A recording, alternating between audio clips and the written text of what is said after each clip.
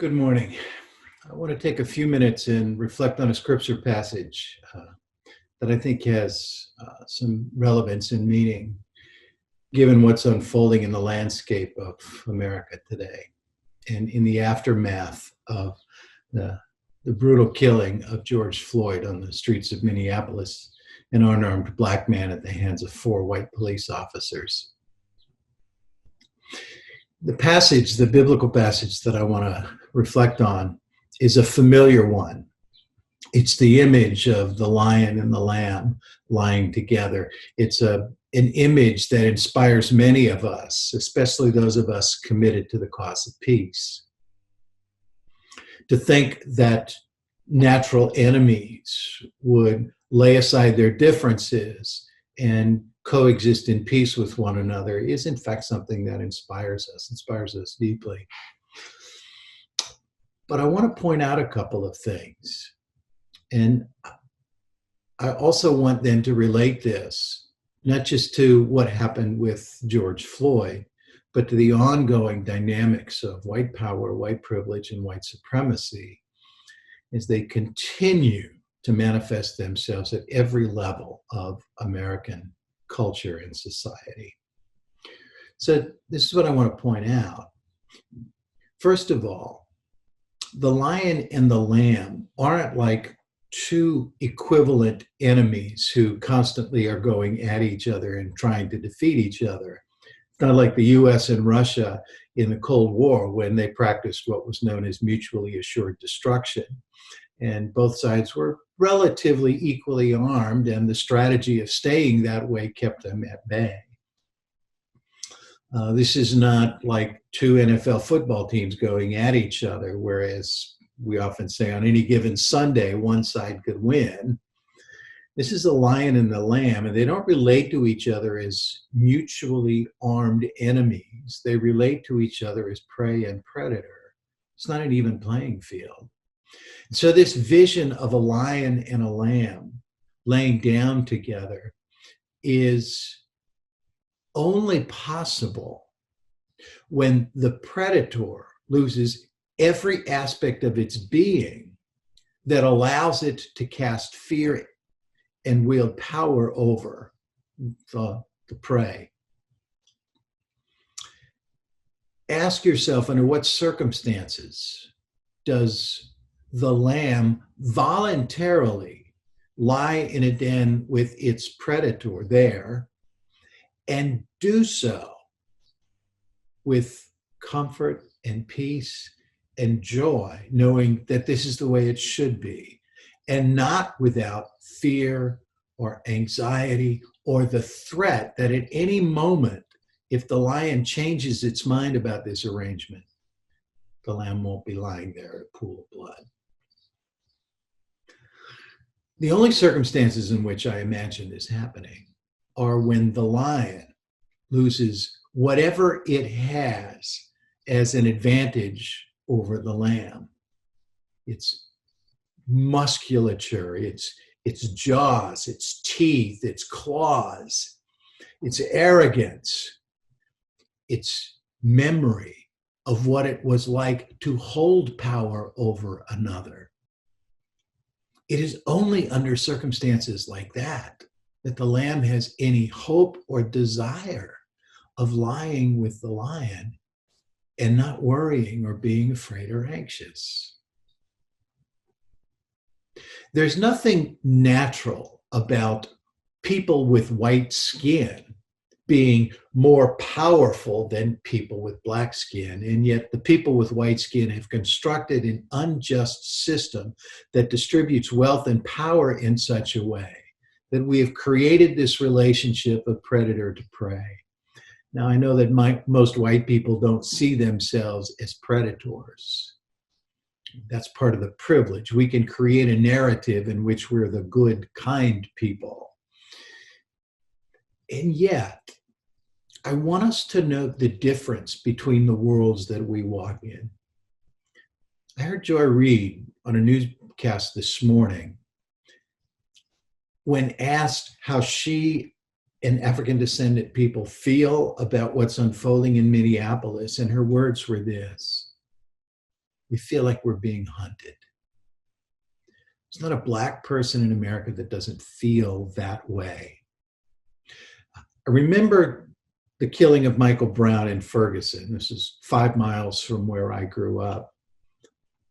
And I asked myself, every day that I'm in the office in downtown Cleveland and I step over the curb and illegally cross the street, not at the crosswalk because it's not convenient, but right there in front of my office to get to the place where I want to buy a slice of pizza, I don't have to worry about whether or not A, police officer is going to stop me for doing that, or B, even if a police officer does, that I might end up dead. And yet that's exactly what happened to Michael Brown. He took a step over the curb and onto the street, and instead of being on what was a broken and cracked sidewalk, walked down the street. And it prompted a police officer to stop.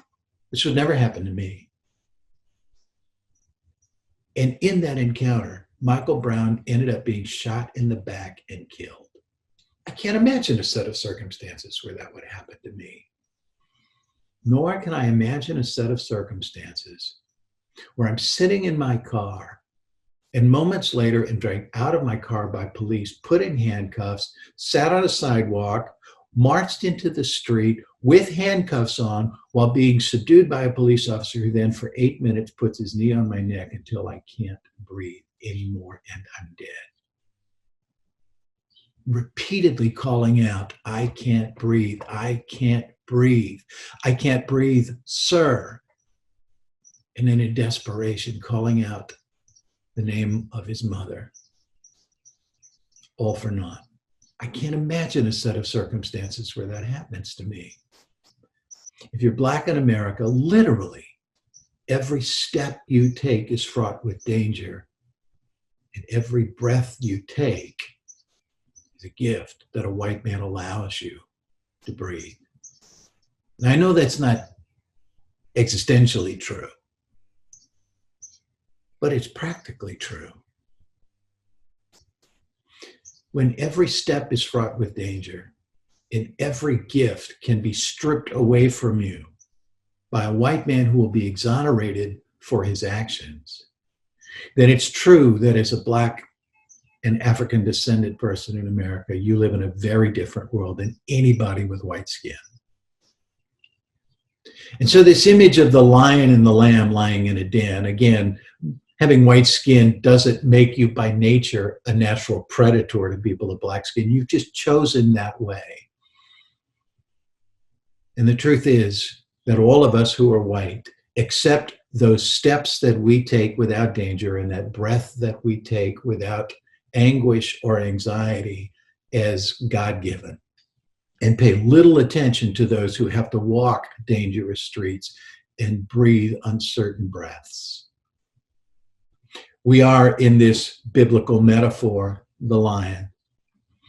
And these systems of white power, white privilege, and white supremacy that arm us with the teeth of the lion and the claw of the lion and the musculature of the lion, and the memory now of centuries of carrying that power in our bones, our body, and our blood, the memory of that, even long after the systems of injustice have been dismantled, will create within us a longing, a make America great again kind of mentality that would wish and hope that once the system is dismantled, we could have that way of life again.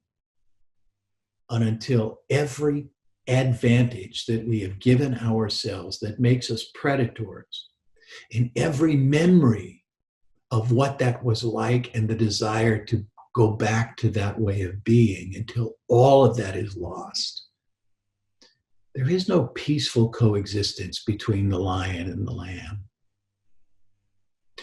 And so if, like me, you are white in America and you are inspired by this biblical image, what is required of you, what is required of us, what is required of me is the active participation in the dismantling of these systems of oppression that make it possible for a white police officer, Darren Wilson, A white police officer in the streets of Ferguson, Missouri, or in the case of Eric Garner in New York, or in the case of George Floyd in Minneapolis, to act as if knowing that what they are about to do, wrong and evil and criminal though it may be, will lead to their complete and full exoneration.